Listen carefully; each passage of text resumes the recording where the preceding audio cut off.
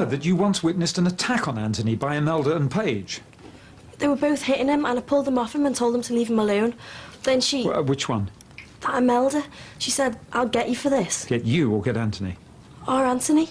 She was really worked up at the time. She meant it. And how did Anthony take it? He was upset. He was really, really upset. I think he was a bit ashamed as well. He asked me not to tell my mum and dad, but I did. I had to. Thank you, Miss Murray. You say Anthony was really upset and angry and humiliated, I expect? He was, yeah. But he never told anybody about it, did he? No. He bottled it up, in other words. I suppose so. His anger and humiliation never really went away, did they? No, they didn't. I expect you wondered what terrible thing would happen next. Yeah. Quite. I understand you once hit Imelda yourself. Yeah, but that was nothing to do with our aunt. Oh, what was it to do with? Well, she came in the petrol station where I was working and she robbed some chocolate and stuff. Did you tell the police? No. Instead, you hit her? You don't know what she was like. She was giving me all sorts So instead of telling the police, you resorted to violence? It was only a slap. It was nothing serious. I just wanted to get the stuff back. You resorted to violence? Yeah, but... You're older and bigger than Imelda was. It sounds like bullying. Is this a family trait? A family who deal in violence? No further questions, Your Honor. You were like a grandmother to Anthony. Oh, yes. He used to come round to my house all the time. We often went to Mass together. And that was a very important part of his life. Oh, he wouldn't have missed going to Mass. Then he stopped. Did you say why? I couldn't get him to tell me why. I have no further questions. Just wait there, please. There was a time when he started going to Mass again, was there not? Yes, there was. I'm not sure when. But Easter Sunday, surely you remember that day? Oh, yes, that was the day he ran out of church. On Easter Sunday? Just over a week after Imelda met her death. I didn't know that. I didn't know why he ran out of church. You didn't know why? No. Thank you, madam. No further questions, Your Honor. No, not knowing whether she was dead or alive. Well, can you think of anything worse? I suppose not. No. Whether or not your son is guilty of murder here, you at least are guilty of causing the Clough family unnecessary agony and despair. If you put it like that. But you did more. You knew that your son hated Imelda, didn't you? Well, after what she'd put him through. She bullied him, of course she did. But your son had already hit her with an iron bar. You knew that, of course. Yes. And the bullying was getting worse. It was. So what did you think your son was going to do next, Mr. Murray? Send her a bunch of flowers? No. No. I have but one last matter for you, Mr. Murray. When you found Imelda dead, in the place where she was, you knew immediately that she'd been murdered and her body hidden, didn't you? It wasn't like that. You had been wrongly accused of and charged with Imelda's murder. I put it to you, Mr. Murray, that hearing your son's confession, you did everything you could to protect him, knowing inside that you had encouraged him to take a drastic and awful revenge right from the start. You were determined to protect him at all costs, even going as far as to take the sentence awarded to murderers upon yourself. That's why you went to the pond. You were keen, so keen to cover up the murder of Imelda that you would have done anything to prevent the discovery of her body, just to protect your son. He didn't kill her. It was an accident. All he did was just fight back. You were prepared to put the Clough family through months, years even, of torment, wondering whether their daughter was dead or alive, just to get your son off a possible charge of murder. Are you a father? What would you do? He's a bully, members of the jury. That much is clear. But this case is not about bullying. It's about murder. And the answer to bullying is not murder. However, the worse a bully Imelda was, the more there was a motive for murdering her. It was Anthony's obvious next step. He said it was going to stop. And it did. Let us assume for a moment that Anthony is innocent of murder. There was a quarrel, and a struggle, and a push. And she fell. Did Anthony stop to see if she was alive, if her life could be preserved before it was too late? No. Why? Because he knew he'd killed her. And then when his father found out, did he tell anyone? No. Why not? Because he knew immediately that his son had murdered her.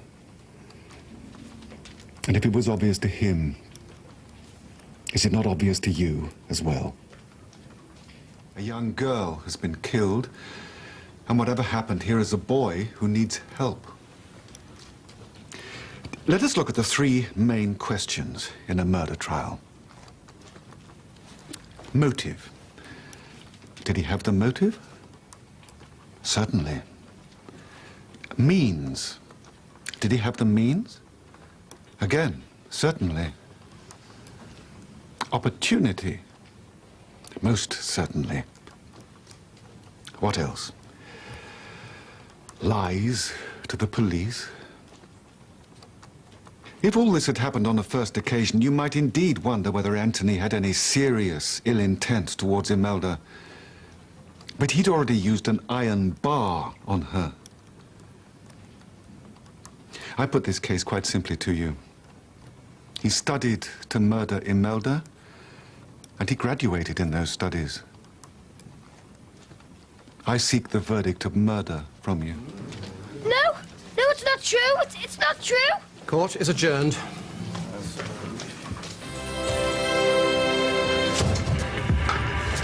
Anthony! Members of the jury, have you reached a verdict? Anthony! Yes. How do you find the defendant, Anthony Murray, on the charge of murder? Anthony! Guilty.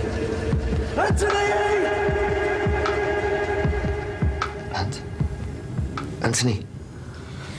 We best go now, son. If I was found guilty, And that's not gonna happen, son. but if it does, Let's not go there. you stop treating me like a baby. I'm 13.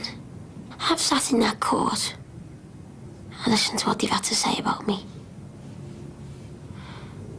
And I understand. I'm a boy, yeah. I had a fight with a girl. And now she's dead.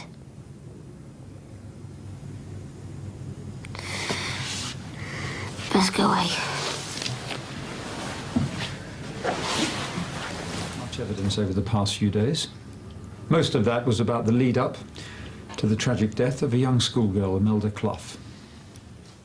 Detailing that lead-up, the prosecution would have you believe that Anthony was some crazed individual who deliberately sought to kill and who indeed carried out that awful act.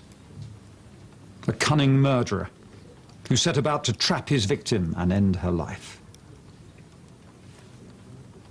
This boy here, Anthony, is a confused young boy. He is not a sick and violent killer. I ask you to put that image out of your minds. I want you to concentrate solely on the facts and not on some melodramatic picture and supposition created by the prosecution. For in the midst of all the evidence about what went on before Imelda Clough's death, and all the sketchy forensic evidence given, there lies a simple story. And it is a story that we can all understand. Some of us may even have experienced this during childhood and, sadly, may be experiencing it now. It is the dreadful story of the classic bully and victim. And yes, we can all understand that the authorities make their best efforts to deal with bullying. And we can all understand that all too often they fail to deal with the problem. So parents are left frustrated and disillusioned, and children like Anthony find themselves isolated and dealing with what to them must seem an unending nightmare. Come to the seniors, Anthony. I don't care if they exclude me forever, and even if they do, I'll still make sure to get you wherever you are. Now, if an adult is put in a desperate situation, he may resort to desperate means. Anthony was a 12-year-old child. On that dreadful day, Anthony feared for his life, and he ran. He was confused and blinded with fear and terror, and when cornered, he defended himself. You see, I told you, it's a simple story. Bully and victim. Now I ask you to consider this. To convict the defendant of this charge, the prosecution have to convince you that he committed a deliberate, unjustified act. In other words, he must have intended to kill before he can be found guilty. The prosecution have not shown beyond reasonable doubt that Anthony intended to kill Imelda Clough. He didn't set a trap and lure his victim to some isolated spot and commit murder. He was pursued there by a violent bully. He ran and was hunted down like a bewildered fox, and then he fought back. Anthony, the victim, fought back. And by some tragedy, while defending himself, Imelda, unluckily and unfortunately, struck her head. An accident, not murder. Yes, Anthony should have contacted someone and told them what had happened. But he was frightened. And foolishly, like any child would, he simply hoped the problem would go away. I implore you not to convict a child for his naivety or immaturity. Anthony did not intend to kill Imelda Clough. He fought back. He is no murderer. And I ask you to show pity and acquit him of the charge of murder. Thank you. Thank you, Mr. Billington. That was all I done. I'm now going to start my summing up. You may wish to take notes. To decide only what facts have been proved, and then to decide on a simple question which lies at the heart of this case. The question is this. When Anthony pushed Imelda, causing her to fall and hit her head, did he do so with the deliberate intention of causing her serious injury? If you believe that to be true, it is murder. However, if you conclude that it was a pure accident or an instinctive reaction by Anthony to protect himself, then your verdict must be not guilty. Very well. You should now retire to your room and elect a jury foreman. After your deliberations, you must return a unanimous verdict.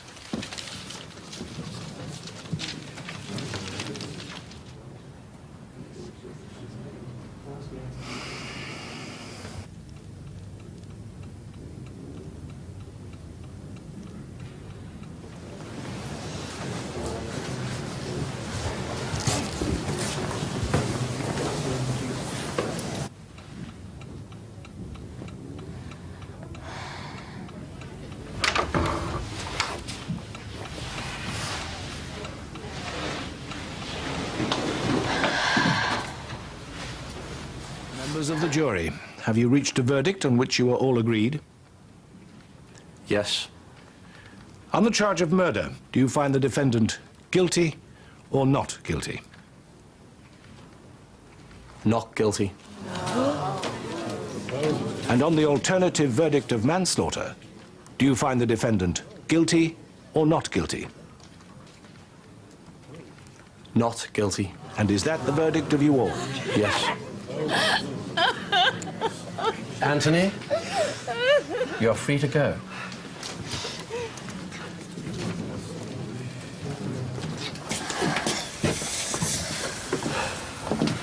Come on, Auntie, home.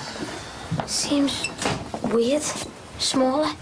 Hey, come on, can we move in? It's freezing up there. Your room's spotless. I cleaned it. Yeah, we always need you home. Come on, Del, get the kettle on. What did your last one die of? Come on, you two, don't start. Yeah, give our Ant at least 5 minutes peace now he's home again. Yeah, that's all right, Dad. I sort of missed it. Do you know, we should have a bottle of bubbly. We should be celebrating. Dad, I don't really feel like celebrating. And you don't have to. We're just pleased to have you home. Can I go see my bedroom? You're home. You can do what you want. You can go in any room. You can sleep where you want, son. Hey, but remember, we're going to put all this behind us. 2 key words. Not guilty. It was an accident. But Listen to your dad. You heard what the court said. It was an accident, and the jury backed that up, and that's why you're home again with your family. the Crofts think I'm guilty. Forget about them. Go and see your room, son. Make sure Ardell cleaned it properly.